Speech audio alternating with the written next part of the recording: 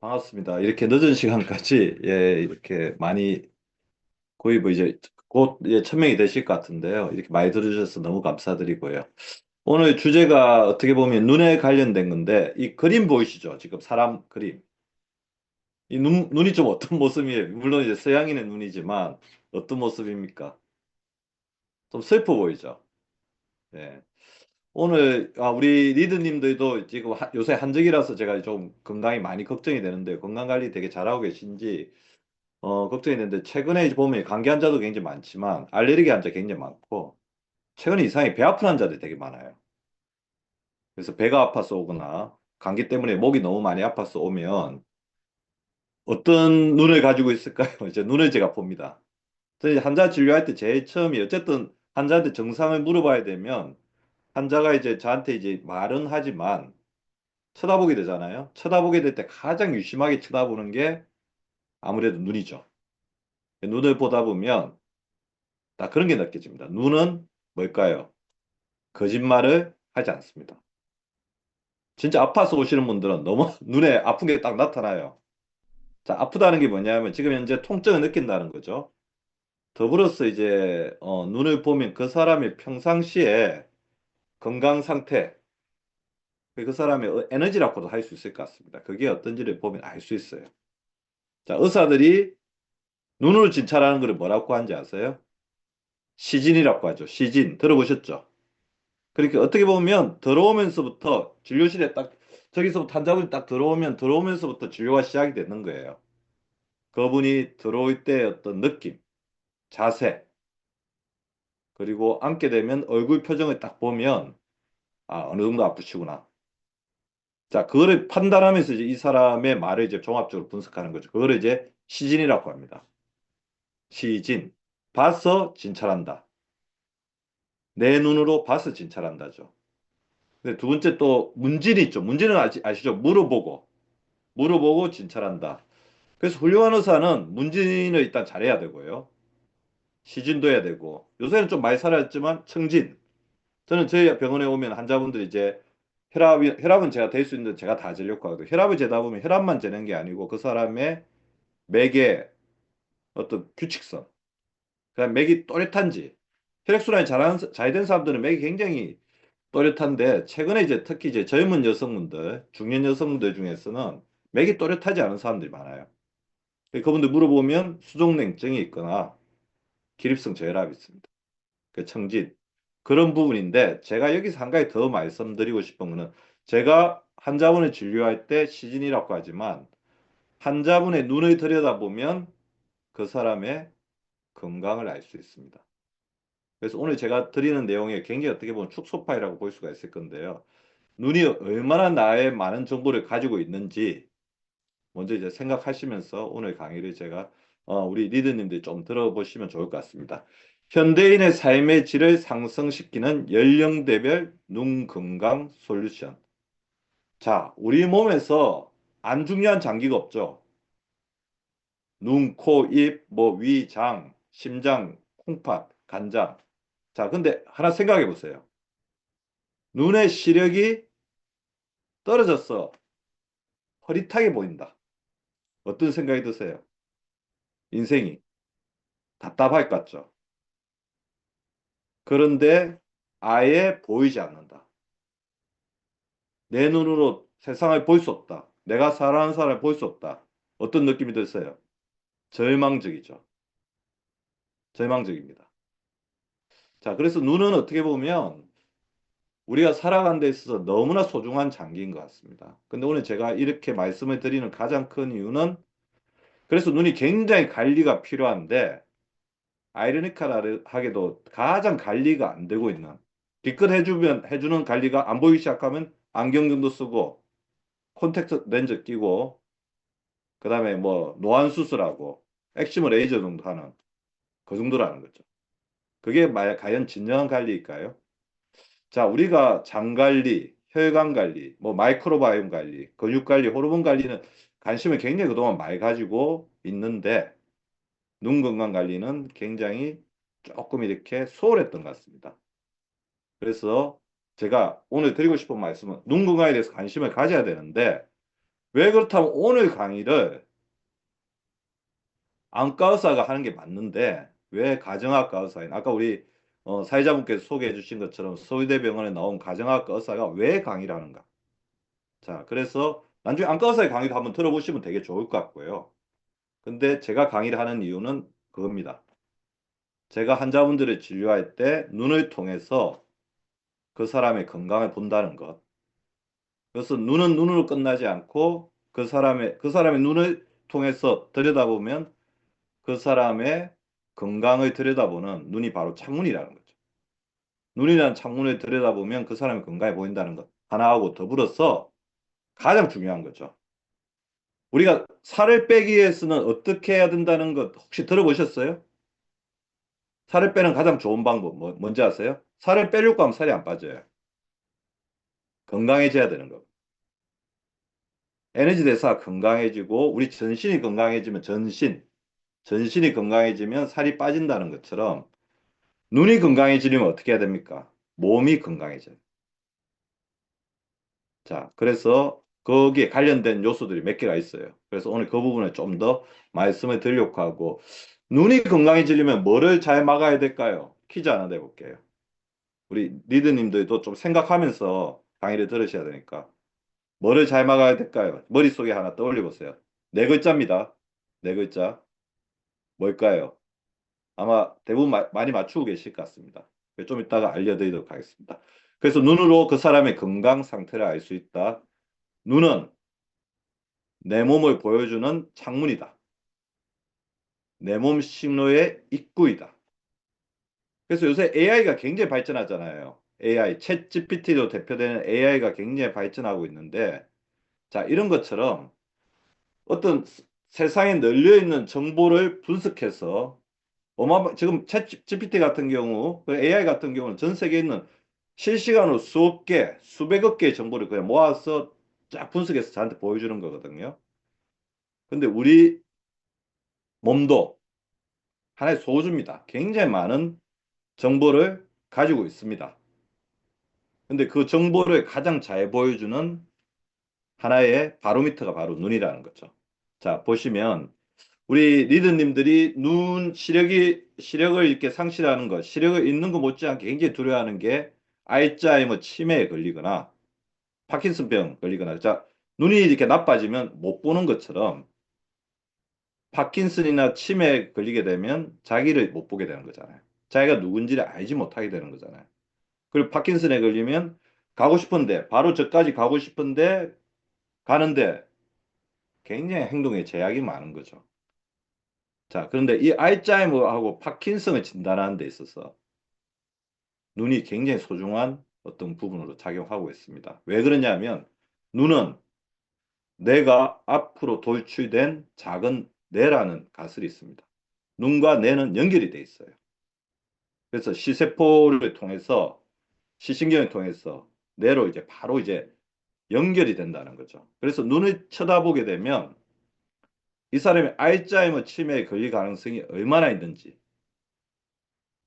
그 다음에 파킨슨병, 도파민이죠, 도파민. 도파민의 기능이 떨어진 게 파킨슨병이거든요. 도파민이 어떻게 보면 중독성을 일으키는 굉장히 중요한 호르몬이지만 도파민이 아예 없어져 버리면 충동이라고 하죠. 어떤 욕망을 가지지 못합니다.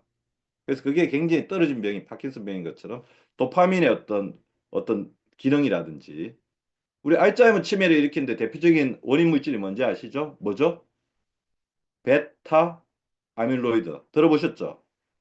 베타 아밀로이드는 뭐냐면 우리 뇌신경세포하고 뇌신경세포는 연결이 돼 있잖아요. 신호를 전달해야 되잖아요. 그 신호를 전달하는 회로를 뭐라고 합니까? 시냅스라고 하죠. 뇌세포는 이렇게 시냅스라는 걸 가지고 이 시냅스가 이게 뭐냐 절벽이라고 생각하시면 돼요. 이 절벽으로 신호를 이렇게 전달해 가지고 연결이 되는데 그 시냅스 사이에 낀 때, 그러니까 우리가 혈관에 동맥경화 쌓이는 것처럼 그 사이에 변형된 단백질 조각이 쌓여가지고 시냅스 연결을 막아버리는 겁니다. 그게 바로 베타 아밀로이드이고 그게 바로 치매의 발생 기전이죠. 자, 눈을 통해서 보면 베타 아밀로이드라든지 도파민의 기능을 간접적으로 알 수 있다는 거예요. 그래서 지금 현재 알츠하이머병이나 파킨슨병, 당뇨는 뭐 당연히 아실 겁니다.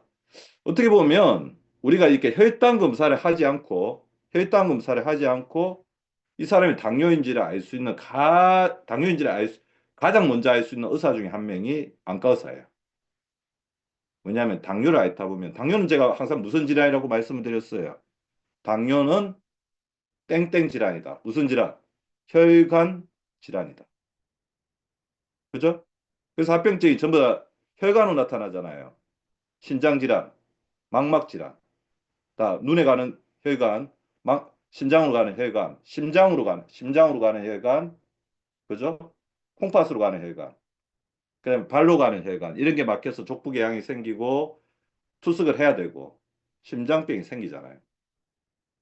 그런데 당뇨성 망막증은 눈에 정상적인 혈관이 아니고 비정상적인 혈관들이 많이 생기는. 자, 비정상적인 혈관들이 많이 생기는 거는 뭐라고 생각하시면 되냐면 암하고 똑같다고 보시면 돼요. 암. 암은 비정상적인 세포들이 죽지 않고 계속 자라나는 거죠. 비정상적인 혈관은 생기면 안 되잖아요. 근데 비정상 혈관들은 사멸이 돼야 되는데 사멸이 되지 않고 계속 자라나는 것. 그래서 우리의 망막을 비정상적인 혈관들이 다 먹어버리는 것. 그걸 이제 뭐라고 그러냐면요. 신생혈관 성장이라고 하거든요. 새로운 혈관이 성장되는 것. 암세포하고 똑같죠. 암세포는 자기 세포 주위로 무수히 많은 혈관들을 끌어들입니다. 그러면서 거기서 계속해서 포당을 통해서 현기성 분해를 통해서 정식되는 거죠. 그래서 당뇨성 망막증도 눈을 보면 알 수 있습니다. 자, 그래서 눈은 앞으로 돌출된 뇌 일부라서 알츠하이머병, 파킨슨병, 당뇨 망막병증처럼 이런 어떤 거대한 질환들, 굉장히 중요한 질환들을 눈을 들여다보면서 알 수 있다. 자, 보시면 눈하고 뇌는 굉장히 다 있습니다. 눈하고 뇌가 어떤 공통점이 있을까요? 우리 몸에서 제일 많이 산소를 소모하는 바쁜 기관 중에 하나입니다. 그러니까 뭐에 취약할까요? 산소를 많이 사용하면 뭐가 많이 생기죠? 활성산소가 많이 생기죠. 아까 그래서 제가 퀴즈 냈던 게 활성산소예요.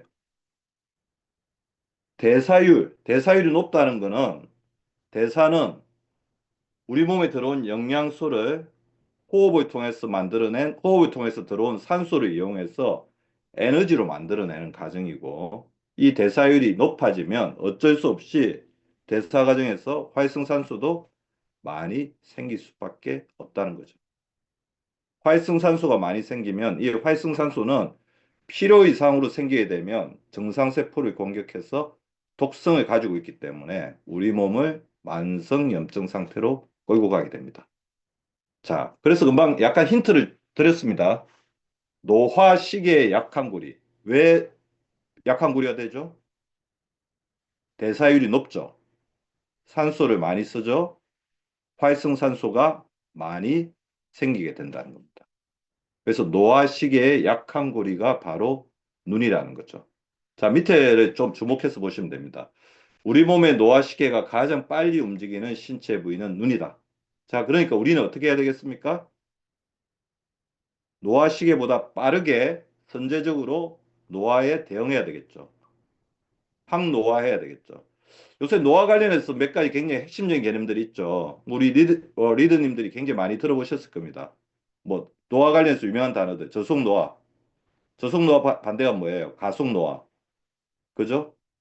뭐 요새는 급속노화도 있고, 그다음에 속도 딱지 때는 과속노화도 있어요. 그다음에 뒤로 가는 거 뭐 있습니까? 역노화도 있죠. 어떻게 보면 역노화하는 게 굉장히 중요한 우리의 과제예요. 사람이 처음부터 끝까지 계속 노화할 것 같죠. 그러면 남들하고 똑같이 늙는 거예요. 중간중간에 어떻게 해야 됩니까? 뒤로 돌아서 가야 됩니다. 그거를 리버스 에이징, 역노화라고 하죠. 그래서 그거는 이제 우리 리더님들은 그 순간 그 모멘트들을 굉장히 많이 만들고 계신 것 같고 작년에 굉장히 대대적으로 했던 캠페인인 굿모닝 같은 게 그런 역노화를 일으킨 데서 굉장히 중요한 하나의 이제 캠페인이 되는 거죠. 자, 우리 몸에는 에이징 클락이라는 게 있습니다. 에이징 클락은 우리 몸의 장기가 늙는 속도입니다. 노화되는 시계죠. 근데 에이징 클락은 그 장기마다 달라요. 그리고 사람마다 다르죠.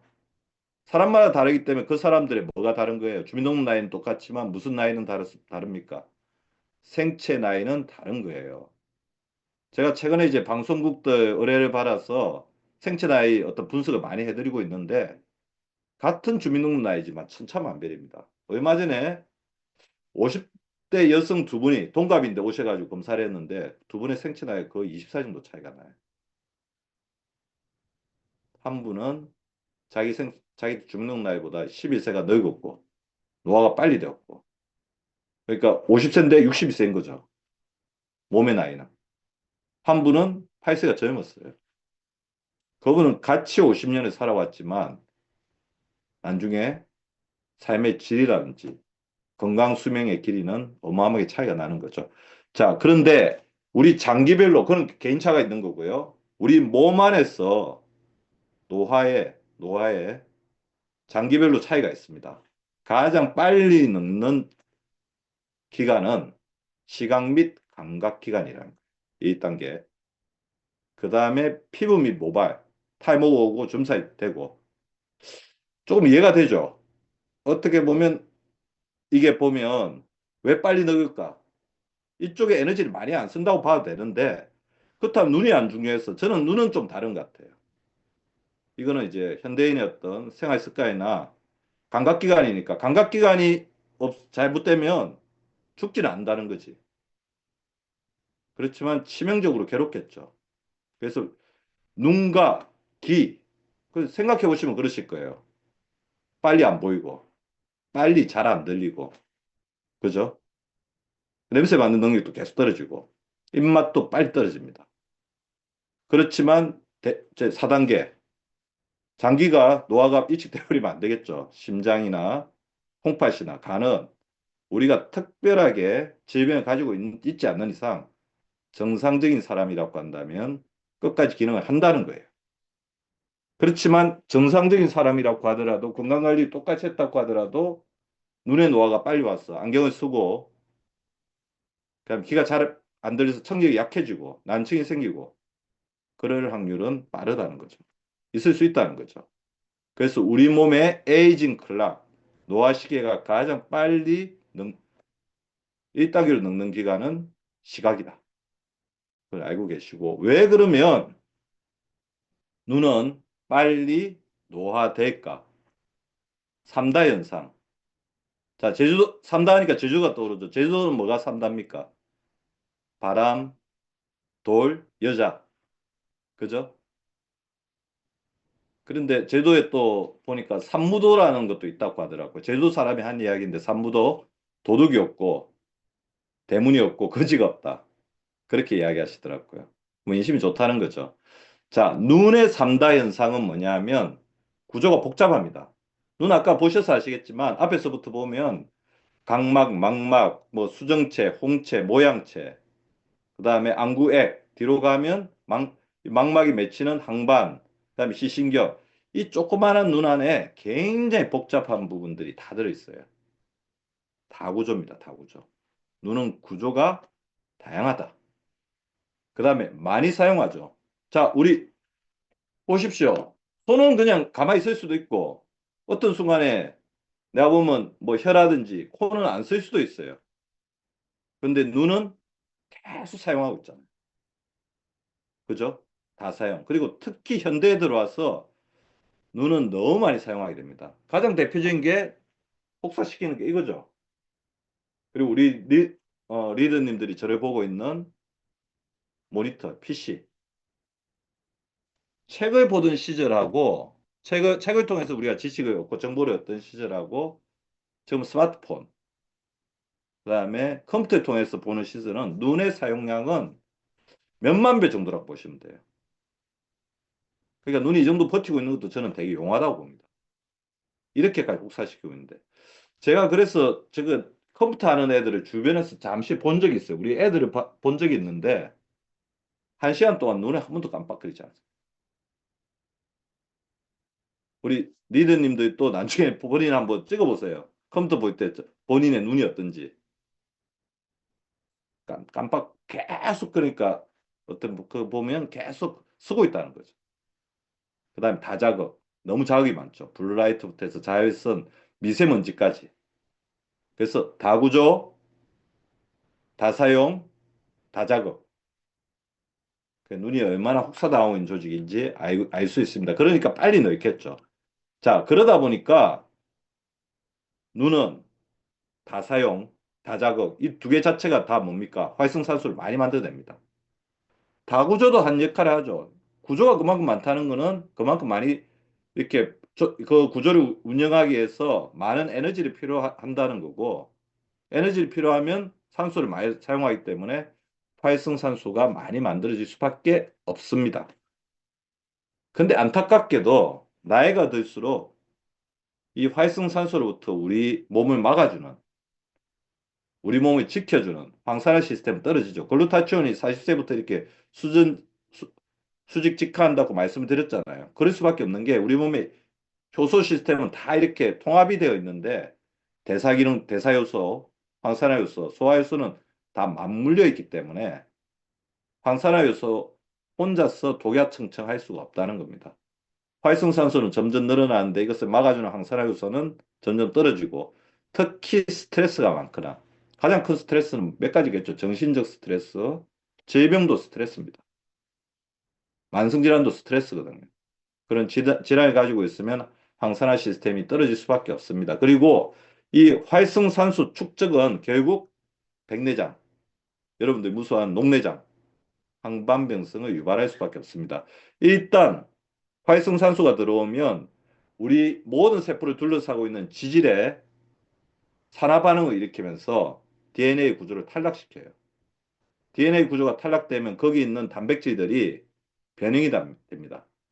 우리가 계란을 햇빛에 오래 놔둬도 밖에 놔두면 굳으면서 이렇게 변질이 되듯이 단백질이 변형이 됩니다. 그래서 대표적으로 단백질이 변형돼서 생기는 가장 대표적인 병이 백내장이에요. 우리 안구에게 있는 단백질 성분이 이렇게 끈적끈적해지고 혼탁해지면서 생기는 게 백내장이죠. 그러면서 결국 DNA가 손상되고 세포가 사멸되면서 시각적 능력, 특히 망막이나 항반이 타격을 받는 거예요. 시식용도 사멸되는 거죠. 자, 그래서 이거는 그렇게 생각하시면 됩니다. 눈은 활성산소의 공격을 많이 받고 나이가 들수록 활성산소로부터 우리 몸을 지켜주는 항산화 능력이 떨어지기 때문에 활성산소가 만들어내는 지질의 변형, 단백질의 변형, 이것을 통해서 눈은 점점 DNA가 손상되면서 약해질 수밖에 없다. 그럼에도 불구하고 뭐 세포 사멸, 자가 사멸을 통해서 재생되면 되는데 그러기에는 눈이 너무나 복잡하고 조그마한 조직이기 때문에 재생의 능력도 한계가 있다. 그렇게 생각하시면 됩니다. 그래서 눈 건강에 있어서 활성산소가 굉장히 중요하다는 것은 이렇게 과학적으로 많이 연구가 됐습니다. 1950년대부터 진행됐죠. 일단 여기서 하나 더 이제 이야기를 하고 넘어가면 활성산소가 무슨 산소인지는 아시죠? 자, 짝이는 산소예요. 모든 이제 산소는 이렇게 환원된 상태에서 짝을 이렇게 두 개 딱 가지고 있어야 되는데 짝이 하나가 딱 탈락이 돼 있으니까 짝을 잃었잖아요. 짝이 하나가 없잖아요. 그러니까 본인의 짝을 채우기 위해서 다른 세포에게 가서 처음에는 이제 애들이 적당량 있을 때는 세균이나 바이러스, 암세포를 공격합니다. 걔로부터 전자를 빼앗아서 그를 보호하지만 이게 활성산소가 필요 이상으로 많아지면 정상세포로부터 전자를 빼앗겠죠. 짝이 하나밖에 없어요. 그리고 정상세포로부터 전자를 빼앗습니다. 그럼 정상세포는 전자를 빼앗겼죠. 전자를 빼앗겨서 불안정해지는 과정을 산화라고 합니다. 산화. 활성산소가 전자를 빼앗아서 얘를 불안정하게 만들었다. 산화시켰다. 녹색이 했다. 자, 그러면 이거는 이 세포는 변성이 될 수밖에 없는 거죠. 그래서 최종 종착지가 암인 거예요. 변성된 세포. 자, 그래서 활성산소에 대한 연구가 많이 나왔고, 그러면 이 활성산소로부터 우리 몸을 지켜주는, 자, 얘가 자꾸 산화시키려고 하니까 전자를 줘가지고 얘를 전자를 줘가지고 가지고 산화시키지 못하게 정상세포를 막아주는 게 황산화제 연구가 많이 진행됐고, 그래서 이때 굉장히 중요하게 떠오르는 개념이 몇 개가 있습니다. 미토콘드리아는 에너지 대사인데, 에너지 대사는 당연히 산소를 많이 먹으니까 활성산소에서 굉장히 중요한 이슈였고, 항산화제 연구, 굉장히 기능비적인 연구가 있는데, 사실 주류의학, 이제 서양의학이죠. 우리나라에서는 그냥 의학이라고 합니다. 의학에서는 건강기능식품의 어떤 유용성을 아직까지는 그렇게 인정하지 않는 분위기인데, 그렇지만 지금 현재는 뭐 기능의학을 필두로 해서 굉장히 많은 이런 부분의 연구가 진행이 되고 있죠. 주류의학 중에서 이 건강기능식품의 일종인 항산화제에 대한 연구가 대규모적이고 아주 공신력 있게 진행되었던 게 바로 눈, 특히 항반변성과 백내장에 관한 연구였습니다. 미국 국립안과연구소니까 어마어마하게 큰 세계적인 어떤 연구소죠. 그 연구소에서 백내장이 생기고 항반변성이 생기는 것을 막는 데 있어서 어떤 성분이 유효한가에 대한 연구를 한 거예요. 굉장히 대규모 연구였습니다. 그 연구의 이름이 RS, AREDS2. 자, A는 age, R은 related, 나이에 연관된, E는 eye, 눈, 디지즈는 질병이죠. 그러니까 노화성 안질환 연구였죠. 그 스타디 1이 있었고 스타디 2가 있습니다. 스타디 2에서 집중적으로 부각된 게 루테인과 지아잔틴이었습니다. 루테인과 지아잔틴을 썼더니 항반병성을 예방하는데 굉장히 큰 효과가 있더라. 자, 그래서 RS2 연구를 통해서 포뮬러에 포함된 주요한 영양소가 뭐였냐면, 자, 루테인과 지아잔틴, 오른쪽에 보시면 됩니다. 루테인, 지아잔틴, 비타민 C. 비타민 C는 이제 수용성이죠. 수용성. 물에 녹는. 비타민 E는 뭡니까? 지용성. 세포의 지지 성분에 잘 녹아드는. 그 다음에 아연은 우리 몸에서 굉장히 핵심적인 면역 관련된 어떤 영양소죠. 근데 아연을 우리가 섭취하게 되면 필연적으로 아연의 어떤 보조적인 물질, 같이 따라다니는 구리의 결핍이 있을 수밖에 없기 때문에 구리의 섭취를 통해서 아연으로 인해 생길 수 있는 결핍을 막아주는 거예요. 그래서 RS2 연구를 통해서 포뮬러에 포함된 주요 영양소는 루테인, 지아잔틴, 비타민 C, 비타민 E, 아연, 구리였습니다. 자, 이런 걸 통해서 눈을 건강하게 하자. 그렇게 이야기를 된 겁니다. 자, 그래서 지금 보시면 눈이 얼마나 혹사당하고 있고, 지금 현재는 거의 뭐 4, 5세 때부터 이제 핸드폰을 보고 있잖아요. 그죠? 그리고 평균 수명도 굉장히 늘어났죠. 100세, 110세까지 늘어났습니다. 그리고 제가 말씀드린 것처럼 눈 건강을 상실하게 되면 치매, 파킨슨병 뿐만 아니라 삶의 질도 너무 떨어지죠. 어쨌든 우리가 운동도 하고 활동도 하고 사람들과 사교도 해야 되는데 눈의 질이 떨어진다는 것은 그 모든 액티비티를 방해하는 요인이 되잖아요. 그래서 눈 건강을 잘 하는 게 굉장히 중요하겠다. 그런데 언제부터? 한시라도 빨리 젊을 때부터. 그리고 연령대별로 우리가 취약한 고리가 있으니까 그 취약성을 잘 보존하는 전략을 세워야 되겠다. 그렇게 해서 오늘의 강의에 연령대별 눈 건강 관리를 어떻게 해야 되느냐. 그게 나오게 된 겁니다. 그래서 10대 눈 건강 관리는 습관이죠. 그래서 눈 습관이 굉장히 중요합니다. 어떤 습관을 가질 것인지. 헤빗인데요. 자, 10대 눈 건강 관리에 있어서 가장 중요한 거. 그러니까 우리 애들은 지금 유아기부터 지금 학생 때까지인데요. 그때 보면 근거리 작업을 굉장히 많이 하고요. 디지털 기기를 굉장히 사용을 많이 하고 가까운 거리 작업을 많이 하다 보니까 근시가 굉장히 진행이 많이 됩니다. 근시가. 음?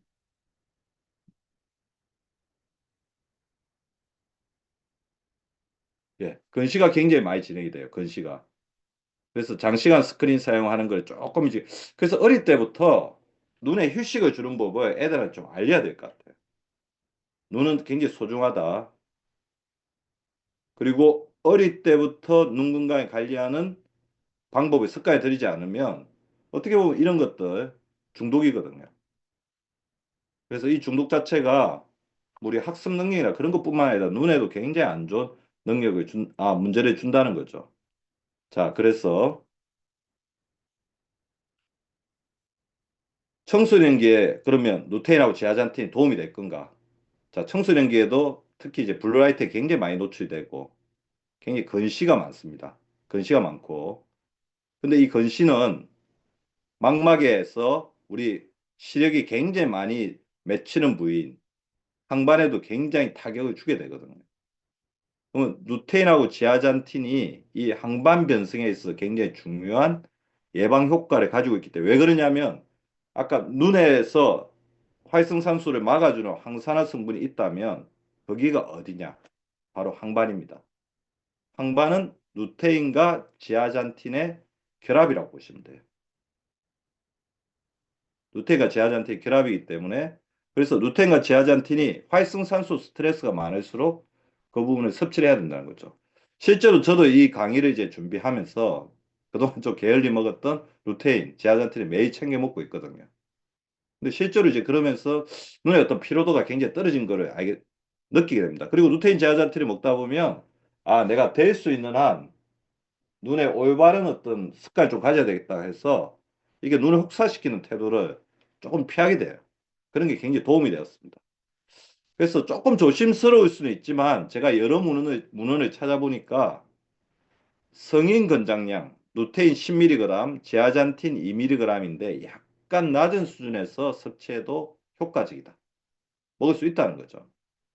근데 우리 애 뭐 아직까지 굉장히 어린데 루테인 제아잔틴 먹이기 좀 부담스럽다 그러면 이런 녹황색 채소나 과일이나 달걀 노른자처럼 이런 부분들이 조금 식품으로 섭취하는 부분도 할 수 있을 것 같아요. 그런데 조만간 이제 청소년기 아동용 루테인 제아잔틴에 대해서도 굉장히 수요가 올라갈 수 있을 걸로 생각합니다.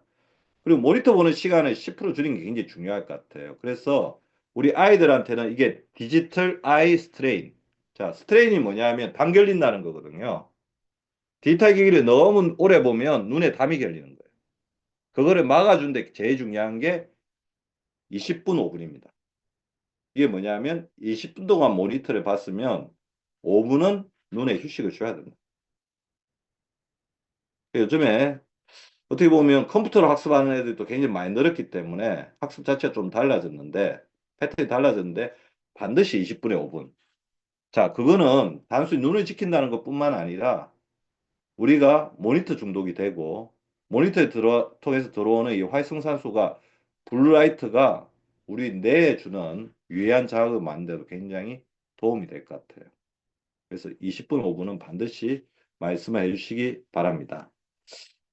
그리고 뭐 수면 시간 확보 굉장히 중요하죠. 어릴 때 그래 잠을 잘 자는 거는 눈의 어떤 바른 성장을 위해서도 굉장히 중요합니다. 그래서 제가 이제 만들어낸 개념이 자 한번 따라해 보시면 좋을 것 같아요. 백내 눈도, 백내 눈도. 자 뭡니까? 백세까지 내 눈으로 또렷하게 본다. 백내 눈도. 자 그리고 우리 아이들이라고 하더라도 햇빛이 많은 데 나갈 때는 선글라스 착용하는 그래서 아이들 우리 청소년용 선글라스 만드는 것도 나쁘지 않을 것 같아요. 이제는 선글라스 끼면 그만하다 이제 그런 어떤 선입견은 꼰대는 좀 버려야 될 것 같아요. 그다음에 야외 활동할 때는 반드시 모자를 써가지고 챙이 넓은 모자. 이건 남녀노소 가릴 거 없죠. 그래서 눈을 이제 보호하는 모자가 그동안 챙이 넓은 모자가 그냥 피부를 보호한다고 생각했는데 눈을 보호한다고 생각해 보십시오. 반드시 이제 착용을 해야 되는 거죠. 그리고 더불어서 제가 좀 이따 말씀드리겠지만 눈을 이제 마사지하고 온찜질하는 것들 어릴 때부터 조금 이제 계속 같이 했으면 좋을 것 같고요. 눈이 제일 좋아하는 색깔이 뭔지 아세요? 초록색입니다. 자, 중국 학생 대상 연구에서 매일 일정 시간 초록색 공간에서 야외 활동을 늘린 집단이 근시 발생률이 유의하게 낮았대요. 야외 활동하니까 아무래도 먼 거리 보는 것도 있지만 눈에 초록색은 휴식적인 느낌을 주거든요. 그 야외 활동을 많이 하도록 해주는 게 중요할 것 같고요. 자, 백내 눈도 100세까지 내 눈으로 또렷하게 본다. 제일 중요한 거. 특히 컴퓨터 많이 할 때 한번 따라해 보시죠. 의식적으로 눈을 2초에서 3초 동안 감았다 뜨기를 1분간 반복. 자, 자, 감았다가 2초에서 3초 감습니다. 촉촉함이 느껴지시나요?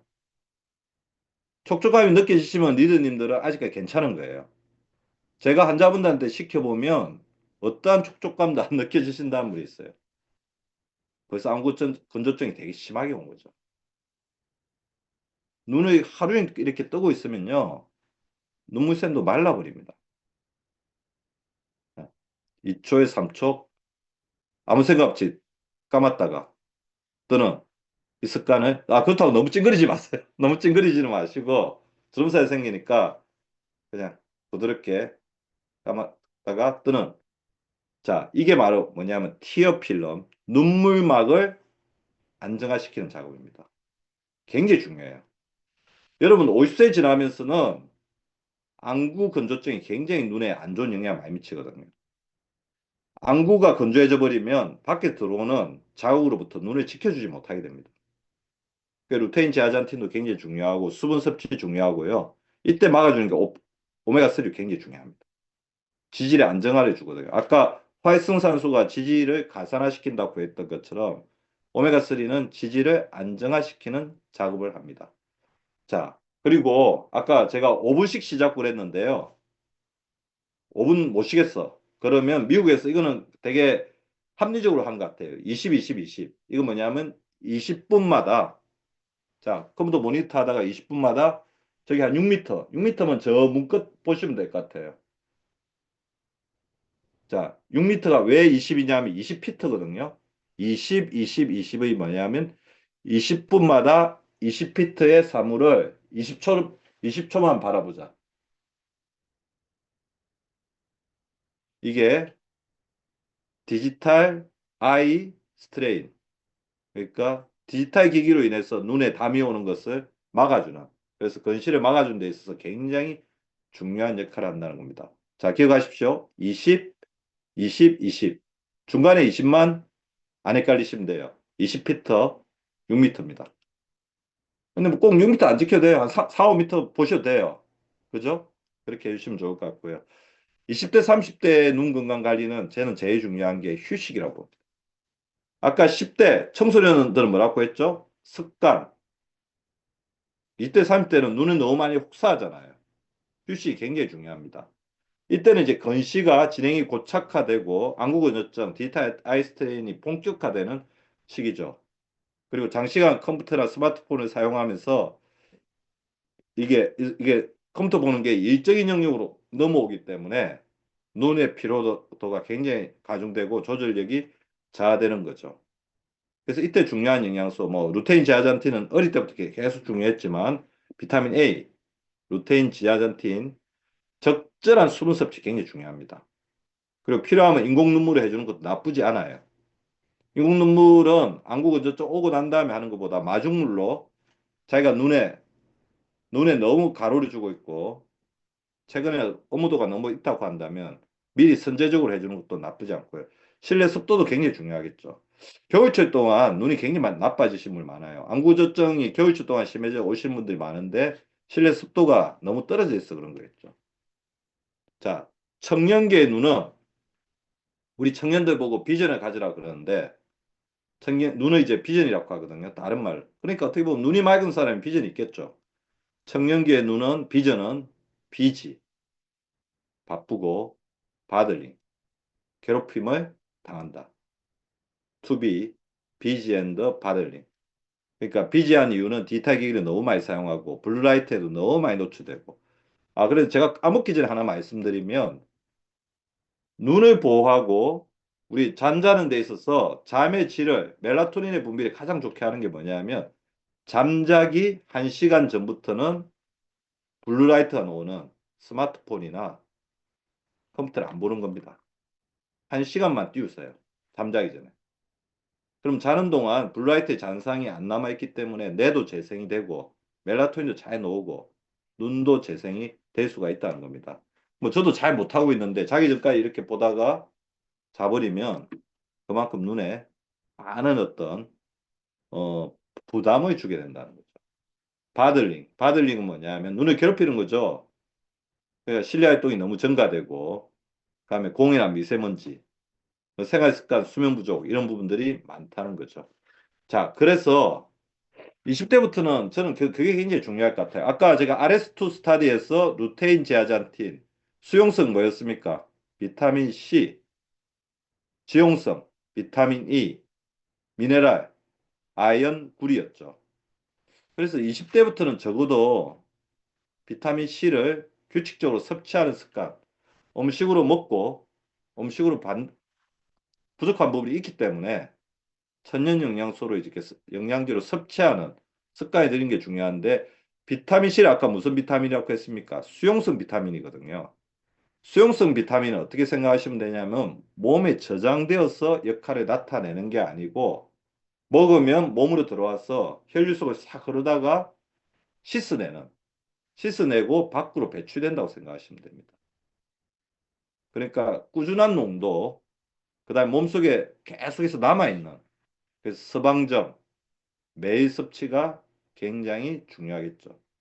그래서 비타민 C의 방어막을 몸속에서 최근에 제가 보니까 이것도 서방정 방식이 만들어졌다고 해서 굉장히 그게 유용한 것 같아요. 그 비타민 C 같은 경우는 몇 가지가 있습니다. 수용성이니까요. 물의 섭취도 굉장히 중요할 것 같고 그 다음에 세포에 잘 녹아드는 어떤 기술도 중요할 것 같고 몸속에 오랫동안 남아 있으면서 일정하게 하루 동안 계속해서 와시아웃 역할을 할 수 있는 것도 굉장히 중요하겠죠. 그래서 활성산소를 계속해서 만들어지고 있고 우리가 하루 종일 활성산소의 공격을 받고 있기 때문에 눈은 비타민 C가 그만큼 지속적으로 공급되면서 우리 몸속에 오랫동안 남을 수 있는 방식으로 존재하고 있으면 굉장히 도움을 될 것 같습니다. 그래서 40대 때는 이렇게 좀 하면 좋을 것 같아요. 백내 눈도, 100세까지 내 눈으로 또렷하게 본다. 원근 초점 전환 운동인데요. 사실 그렇게 생각해 보세요. 제가 우리 리더님들한테 제가 이 밤에 이거 강의하면서 자세 관련해서 이야기를 제일 많이 드렸을 겁니다. 세상에서 제일 나쁜 자세가 어떤 자세죠? 한 자세로 오래 있는 거죠. 지금 한 40분 동안 한 자세로 오래 있었으니까 한 자세로 오래 있는 거 피하는 건 제일 좋은 방법 이겁니다. 몸을 움직이면 돼요. 손 한번 털고 손 털고 잼잼. 이렇게 하면 어깨가 펴져요. 지금 안 보이시겠지만 발끝 쭉 뻗었다가 당겼다가 뻗었다가 당겼다가 이렇게 해주세요. 저는 진짜 한 시간마다 한 번씩 할 거예요. 틈날 때마다 이제 일어나가지고 어, 스트레칭을 계속 해주거든요. 그러니까 스쿼팅도 하고 뭐 제가 항상 강조드리는 것처럼 팔굽혀기 책상에 대고도 하고 할 일 없이 계속 움직이셔야 돼요. 앉아서 오래 있게 되면 혈관이 굳고 피가 찐찐해지고 심장이 고생하고 척추가 딱딱해집니다.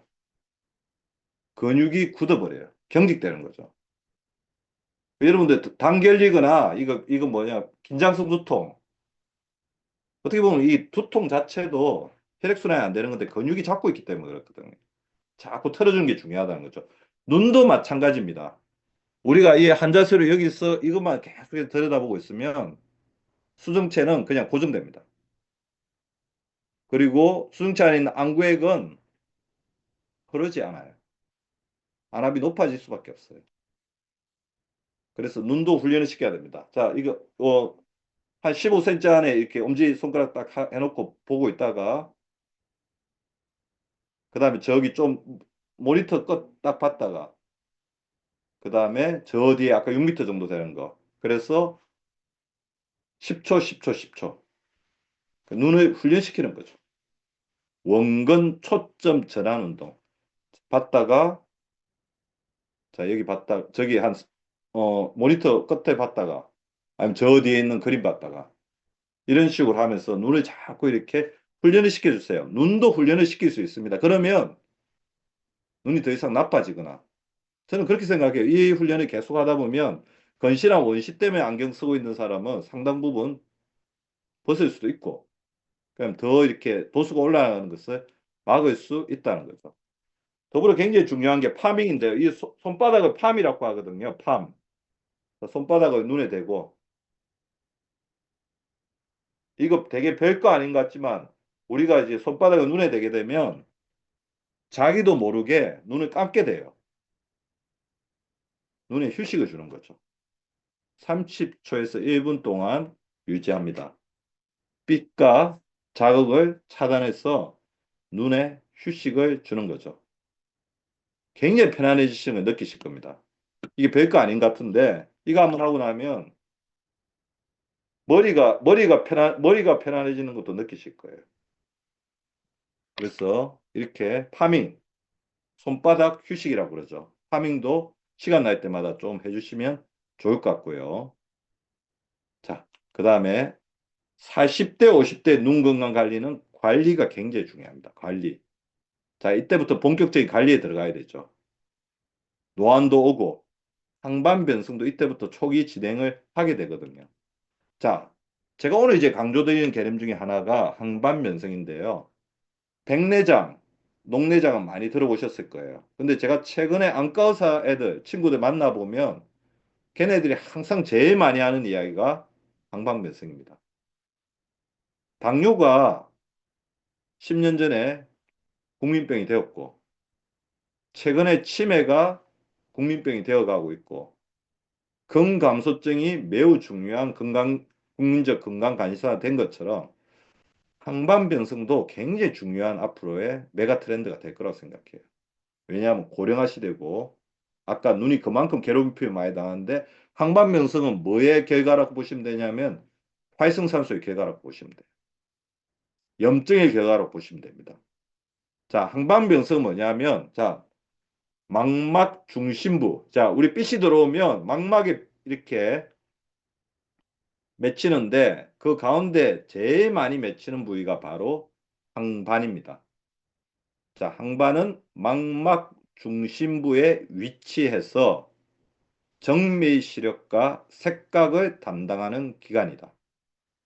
그래서 항반의 변성이 생기면 정밀 시력에 문제가 생기니까 물체가 찌그러져 보이거나 흐릿하게 보이고 색깔을 잘 구별하지 못하게 된다. 결국에 나중에 항반 기능이 다 떨어지면 시력의 거의 대부분을 상실하게 되는데 전형적인 노화 질환이라는 거예요. 노화 질환은 그만큼 많이 혹사당했다는 거죠. 자, 그래서 항반변성 두 가지가 있어요. 건성은 뭐라고 생각하면 되냐면 망막 아래에 드루젠이라고 불리는 노폐물이 침착되는 겁니다. 백내장 생각하시면 되고요. 습성, 웨트죠. 젖은 항반변성은 뭐냐면 혈관이 자라는 거예요. 혈관이 막 자라면서 터진다. 아까 뭐하고 비슷할까요? 당뇨병성 망막병증하고 보시면 됩니다. 항반변성은 실명의 위험이 굉장히 높습니다. 당뇨성 망막병증도 치료 안 하면 실명이 되죠. 그거와 마찬가지인 것처럼. 자, 그래서 항반변성은 건성과 습성이 있다.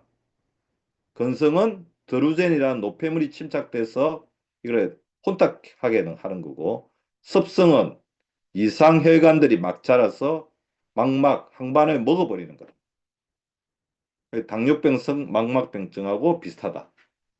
자, 그래서 망막세포 상피 손상이 오고 드루젠이 축적되고 혈관이 마구 자라면서 혈관이 막 터지고 좁아지고 그래서 망막이 이상하게 될 거 아니에요.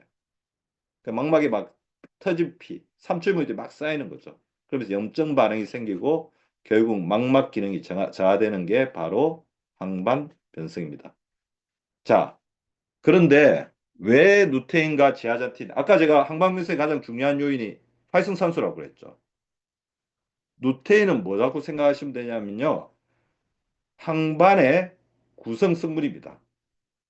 눈이 그만큼 혹사를 많이 당하고 항반이 집중적으로 공격을 당하기 때문에 항반 자체가 루테인과 제아잔틴이 밀집이 되어 있다는 거예요. 항반이 루테인과 제아잔틴으로 이루어져 있다고 보시면 됩니다. 자, 제아잔틴은 항반의 중심부, 루테인은 항반의 주변부에 있습니다. 자, 기억하세요. 항반의 중심부는 제아잔틴. 아까 하루 권장량이 몇 밀리라고 했습니까? 2밀리. 항반의 주변부는 루테인 10밀리. 그죠? 근데 나이가 들수록 루테인과 제아잔틴과 같은 황산화 요소는 떨어지기 때문에 우리가 외부 보충을 통해서 눈에 항반에 이 부분을 넣어줘야 된다. 나이가 들면 항반에서의 루테인과 제아잔틴의 밀도가 낮아진다.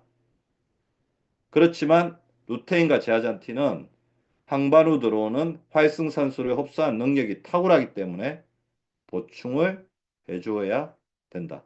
그래서 제가 이 강의를 하고 나니까 루테인과 제아잔틴을 안 먹을 수가 없더라고요. 그래서 매일 챙겨 먹고 있습니다. 아마 오늘 굉장히 집중해서 강의를 했기 때문에 끝나고 나서 도 하나 먹어야 될 것 같아요. 그렇게 생각하고 있습니다. 60대 이후의 눈은 이제 우리가 늦지 않았어요. 복구를 해야죠. 눈이 나빠져 있다면. 그리고 치명적인 질병이 생기는 거는 예방을 해야 되겠죠. 그리고 60대 이후에는 3대 실명 질환이라고 하는 백내장, 녹내장, 항반변성을 미리미리 찾아내고 예방하고 생겼으면 조기에 치료하고 그 다음에 이것이 생기지 않도록 하고 눈에 나빠진 눈이 오랫동안 공격당한 부분을 복구시켜주는 게 중요하겠다. 그래서 아까 제가 말씀드렸던 RS2 포뮬러가 굉장히 중요한 거죠. 루테인, 제아잔틴, 수용성 비타민 C, 지용성 비타민 E, 미네랄, 아연, 구리. 그리고 정기적으로 안과 검진 반드시 받으셔야 됩니다. 무조건 1년에 한 번씩은 안과를 가셔야 돼요. 아마 우리나라가 안과 의사들이 조금 드물긴 해요. 개원가에. 그리고 가면 또 너무 바쁘기 때문에 그렇지만 안과 의사 한 명은 주치의로 두고 1년에 검진을 한 번씩 반드시 받기를 권유드립니다. 처음에는 조금 가시기 그럴 거예요. 그래도 백내장, 녹내장, 항방면선, 눈 건강에 대해서 한번 체크하러 왔다. 그렇게 이야기하시고 1년에 한 번 정도라도 가시면 아주 크게 후회할 일을 막을 수가 있는 거죠. 자, 3대 실명질환 녹내장. 녹내장은 말 그대로 안압이 올라가서 눈이 막힌 거. 녹내장. 백내장은 눈 안이 하얗게 된 거. 카타락트. 이게 낀 거죠. 당뇨성 망막병증. 그다음에 항반변성. 그 항반변성은 문제가 되는 거죠. 예. 백내장은 수정체 단백질 변성과 혼탁으로 인해 발생하는 질환이고요. 그래서 수정체가 혼탁해졌다 생각하시면 됩니다. 이 부분은 제가 두 가지가 있을 것 같아요. 활성산소로 인해서 우리 수정체 단백질이 변성된 거 하나가 있고요. 두 번째, 당화 반응. 우리 몸에 당이 너무 많아지면, 이거는 거의 당뇨 환자만 이야기하는 게 아닙니다. 당은 단백질과 결합해서 최종 당화 산물을 만들거든요. 최종 당화 산물은 단백질을 변성을 시켜요. 그래서 우리 당뇨 환자들이 이런 여러 가지 변성 질환이 되게 많이 생기는 거예요. 자, 여기 보시면 고혈당 환경에서는 수정체 내에 있는 포도당이 소르비톨로 변환되면서 삼투압이 증가되면서 수정체 단백질과 결합되고 그래서 구조적인 변형을 초래한다. 그래서 뭐를 조심하자? 활성산소와 당을 조심해야 된다. 결국 우리는 당에 대해서는 평생 관심을 가져야 됩니다. 2명 중에 1명은 당뇨가 될 거고 100세까지 산다고 한다면 나머지 2명 중에 1명도 인슐린 기능의 저하는 가지고 있을 수밖에 없어요. 그래서 당뇨는 평생 우리가 가속노화를 막는 데서 굉장히 중요한 이슈라는 거죠. 녹내장은 안압이 올라가는 건데 자, 안압의 상승 뭔가 막힌 거죠. 근데 이유 없이 막힐까요? 물론 그런 건 있어요. 우리 눈물이 나가는 이 부분이 폐쇄각 녹내장이라고 하는데 어떤 이유로 막히는데 저는 결국 그렇게 생각합니다.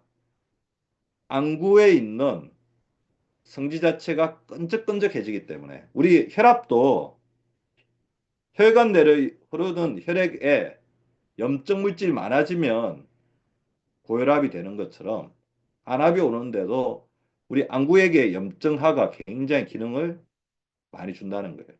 그럼 염증을 일으키는 것들이 뭐가 있을까? 당뇨도 있을 수가 있고요. 고혈압으로 인한 혈관 손상도 있을 수 있고 그 다음에 활성산소 스트레스도 있을 수 있습니다. 특히 녹내장에 관련해서는 흡연, 고혈압, 당뇨병 연관성이 굉장히 많다고 알려지고 있어요. 결국 이제 혈관이니까. 그래서 담배를 피거나 고혈압, 당뇨병이 있으신 분들은 이 녹내장에 대해서는 미리미리 정기검진을 반드시 하셔야 됩니다. 녹내장이 서서히 오거든요. 눈에 통증이 바로 있지가 않아요. 어느 순간에 시신경, 이게 녹내장이 가장 무서운 게 뭐냐면 안압이 올라가면서 뒤에 있는 시신경을 눌러버려요. 그럼 시신경이 짜그러져 가지고 퇴행이 돼버리죠. 그래서 아주 심한 경우에는 바로 실명으로 올 수가 있기 때문에 녹내장이 그래서 무서운 겁니다. 자, 그래서 녹내장과 백내장 예방을 위한 백내 눈도 습관을 보면요. 안압을 조절하는 거. 근데 안압을 조절하는데 저는 그게 제일 중요한 것 같아요. 유산소 운동. 흐름이잖아요. 띄워줘야 되잖아요. 유산소 운동을 하는 게 굉장히 중요합니다. 그래서 빠르게 걷기, 자전거 타기, 수영, 가벼운 조깅. 일주일에 3회에서 5회 정도, 30분에서 45분 정도 해주는 게 굉장히 좋을 것 같고요. 뭐, 세계 제일 좋은 운동 그거죠. 걷기죠. 특히 저는 언제 걸었으면 좋겠냐면 우리 리더님들은 인슐린도 살리고 눈도 좋게 하려면 점심 드시고 나서 20분 정도 걷자. 그게 진짜 중요합니다. 점심 먹고 나서 바로 누워버리면 인슐린이 너무 힘들어요. 점심 먹고 나서 20분은 걷자. 그다음에 요가 스트레칭 너무 좋죠. 근데 가면 갈수록 제가 스트레칭의 중요성을 굉장히 많이 알게 되는데 단 안압이 높은 경우에는 머리를 아래로 숙이는 동작. 그 거꾸로 자세죠. 그거는 좀 피하는 게 좋을 것 같습니다. 그다음에 지나치게 이제 무거운 거를 드는 거, 무게 친다고 그러는데 그것도 별로 안 좋을 것 같아요, 결국에는. 제가 요즘에 이제 오토파지나 에이팝토시스 그러니까 세포 프로그래밍 된 세포 사면 그 나중에 한번 말씀드릴 기회가 있을 것 같은데 오토파지 그런 것들을 말씀드리는데 결국 이제 너무 과도한 운동들, 너무 과도한 단식, 몸을 너무 이제 자극하는 것들은 적당한 자극은 오토파지를 활성화시키지만 너무 고생을 시키면 오히려 몸에 활성산소 스트레스가 많아지면서 그게 더 안 좋은 결과를 줄 수 있다는 겁니다. 그래서 마라톤에 대해서도 굉장히 찬반영론이 많아요. 그 다음에 어느 상태에서 단식 시간이 너무 길어지는 것도 문제가 있다는 거죠. 간헐적 단식도 하면 안 되는 사람이 있어요. 저탄고지도 하면 안 되는 사람이 있다고요. 자기 수준에 맞게끔 중량을 지켜서 하는 게 굉장히 중요하고 그래서 어떻게 하면 된다? 저일식을 하시면 되죠. 어떻게 먹으면 좀 좋을까? 저는 이제 그래서 제일 좋은 식사법은 항상 제가 강조드리죠. 어떤 식사법? 거꾸로 식사법. 한국 사람은 항상 밥 한 번, 반찬 한 번. 밥 한 번, 반찬 한 번 먹는데 그렇게 먹지 말고 채소 한 번, 고기 한 번, 밥 한 번. 채소, 단백질 밥, 채소, 단백질 밥 이렇게 식사를 하시면 좋을 것 같습니다. 뭐 녹내장 있는 사람 너무 짜게 먹으면 당연히 안 되겠죠. 자, 플러스 알파에서 제가 아까 루테인, 제아잔틴, 비타민 C, 비타민 E, 그 다음에 아연과 구리를 말씀을 드렸는데 오메가3도 조금 도움이 될 것 같고 본인이 굉장히 이제 눈 건강에 대해서 좀 관심을 많이 가지고 있다면 라이코펜도 굉장히 도움이 될 것 같습니다. 자, 라이코펜이 특히 어떤 부분에 도움이 되냐면요. 이 오른쪽에 보시면 싱글렛 산소라고 있는데 싱글렛 산소는 활성산소 중에서 가장 강력한 산화력을 가진 가장 불안정한 산소거든요. 이 불안정한 산소를 제거하는 데 있어서 이 라이코펜이 굉장히 탁월한 능력을 가지고 있다고 합니다. 그러면 루테인과 제아잔틴하고 짜고 이루어서 좀 더 강력한 황산화 효과를 가질 수가 있겠죠. 그래서 이 부분에 대해서는 연구를 좀 많이 진행이 되고 있습니다. RS2 포뮬러에서는 루테인 제아잔틴이 주목받았지만 추가로 라이코펜을 비행 섭취 시에 시너지를 기대할 수 있다는 여러 가지 보고들이 있다. 그렇게 볼 수가 있을 것 같습니다. 그래서 조금 더 정리를 하자면 눈 건강에 의한 대표적 항산화 영양소는 루테인, 제아잔틴, 비타민 C 수용성, 비타민 E 지용성, 그 다음에 아연과 구리, 뭐 셀레늄도 약간 도움을 줄 수가 있어요. 라이코펜, 싱글렛 산소 제공, 그다음에 오메가3 같은 경우에는 혈류를 개선하고 안구어전증을 막는 데도 도움을 줄 수가 있을 것 같다. 그렇게 생각합니다. 일단 제가 몇 가지만 더 말씀을 드리면 눈에 증상이 나타나면 처음 보는 모든 질병이 마찬가지지만 눈은 굉장히 소중하고 한 번 이게 눈에 시력이 떨어져 버리면 회복하기 되게 힘들거든요. 눈에 처음 보는 증상이 있으면 반드시 의사하고 상의를 하시고요. 그것보다 더 중요한 거는 우리가 1년에 한 번씩은 건강검진 하듯이 눈 검진도 하자. 그리고 눈을 항상 들여다보면서 눈이 내 건강을 보여주는 이렇게 입구, 창문이기 때문에 눈과의 대화를 하고요. 그리고 아까 제가 알려드렸던 파밍이라든지 그다음에 원근 초점 운동이라든지 이걸 하면서 눈을 이제 사랑하는 눈 건강 운동법은 어떻게 보면 눈을 사랑하는 방식인 것 같습니다.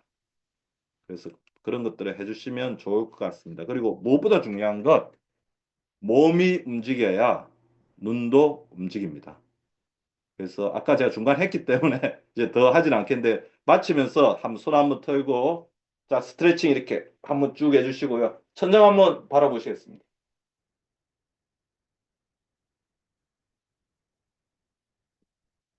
자, 한 시간 동안 너무 우리 리더님들께서 집중해 주셔서 들어주셔서 너무 감사드리고요. 강의는 일단 이것으로 마치도록 하겠습니다. 감사합니다. 네. 원장님, 잠깐 예, 질문 받아주실 수 네, 있으실까요? 네.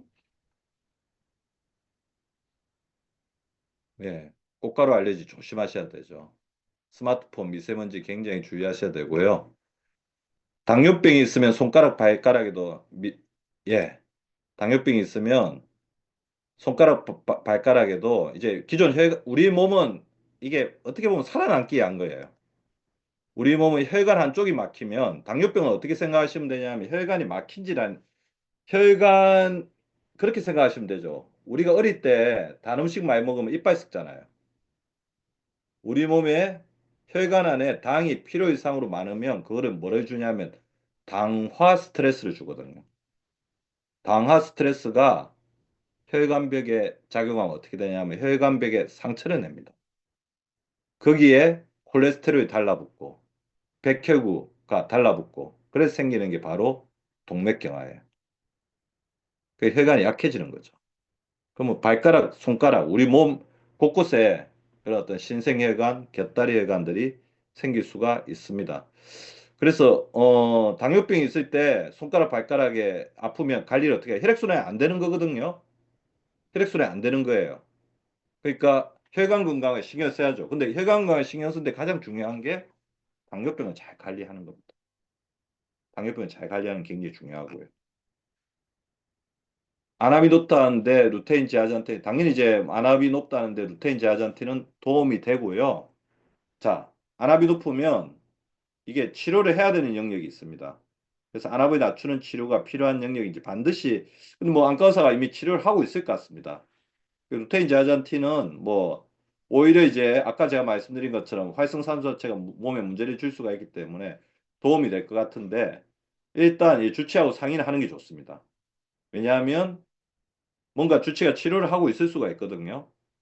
그러면 현재 지금 루테인 제아잔틴을 먹는 게 도움이 되는 상태인지 도움이 일반적으로 되겠지만 지금 현재 어떤 치료를 하고 있으면 그 치료하고도 상충이 될 수가 있기 때문에요. 그래서 반드시 어떤 치료를 받고 있는지를 반드시 확인하시고 근데 그런 경우가 가끔 있더라고요. 안압이 높은데 치료를 하세요 했는데 안압이 높다는 이야기만 듣고 팔로우를 안 하는 거죠. 그러면 나중에 안압이 더 높아져 버려 가지고 굉장히 안 좋은 결과를 낳고 있습니다. 그래서 이럴 때는 주치의하고 굉장히 긴밀하게 연결하면서 언제 다시 와야 되고 안압이 약물을 이제 먹어야 되는 상태인지 눈에 안약을 넣어야 되는 상태인지를 파악을 하고 어떻게 관리하면 될지 그리고 그 와중에 루테인과 제아잔틴이 도움이 될지까지도 물어보는 게 좋겠습니다. 안과 의사들은 상당히 루테인과 제아잔틴에 대해서는 긍정적입니다. 색조 화장품은 당연히 이제 눈에 자극을 줄 수가 있겠죠. 근데 일반적으로 이제 눈에 모양 성분으로 사용할 것이라고 생각이 들고요. 눈에 알레르기를 일으키지 않으면 문제가 없겠지만 어쨌든 이제 색조 화장품은 눈에는 영향을 미칠 수가 있을 것 같고 그게 아까 바들링의 영역이 될 것 같습니다. 그런데 아직까지는 이 색조 화장품들이 구체적으로 눈에 어떤 영향을 미치는 데서 연구가 많이 되어 있지는 않지만 제 추측으로는 그냥 자연 상태보다는 자극을 많이 줄 것 같아요. 예.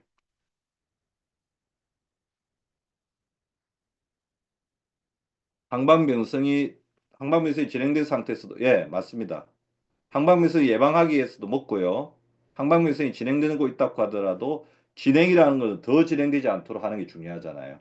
그래서 아까 말씀드린 대로 루테인, 제아잔틴, 비타민 C 그런 것들이 도움이 될 것 같습니다. 하지만 모든 영양제는 본인의 건강 상태가 달라요. 가령 이제 비타민 C 같은 경우에도 다 좋다고 하지만 어떤 사람들 비타민 C를 먹으면 위산이 너무 많이 분비되가 힘든 경우도 있을 수가 있고 오메가3를 먹으면 안 되는 또 사람이 있을 수도 있거든요. 혈전 용해제를 먹고 있다든지. 그래서 본인의 건강 상태를 잘 파악해서 개인 맞춤용으로 영양제를 복용하는 게 좋습니다.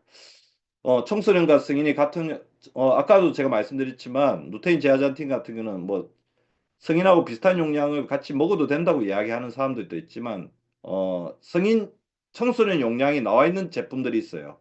그러면 그 권장 섭취량에 맞게 드시는 게 맞을 거라고 생각이 되고요.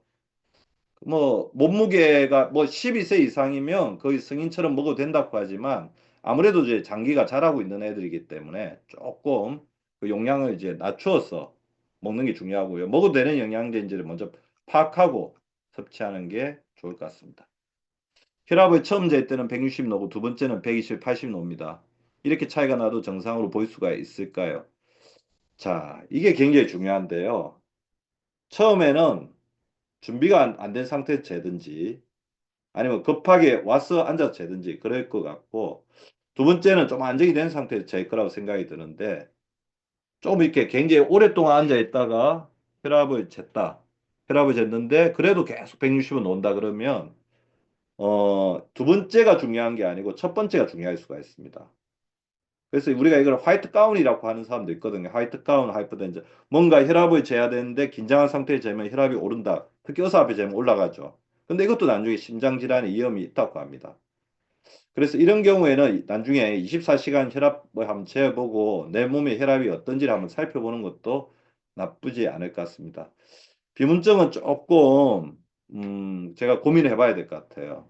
근데 기본적으로 이 비문증 자체도 망막이라든지 수용체 안에 어떤 문제이기 때문에 일반적으로 제가 말씀드렸던 RS2가 도움이 될 것 같은데 도움이 될 거라고 제가 추측은 하고 있는데 이 부분은 제가 조금 더 나중에 연구를 한 다음에 살펴보도록 하겠습니다. 예, 오늘 그럼 질문은 이것으로 마치겠습니다.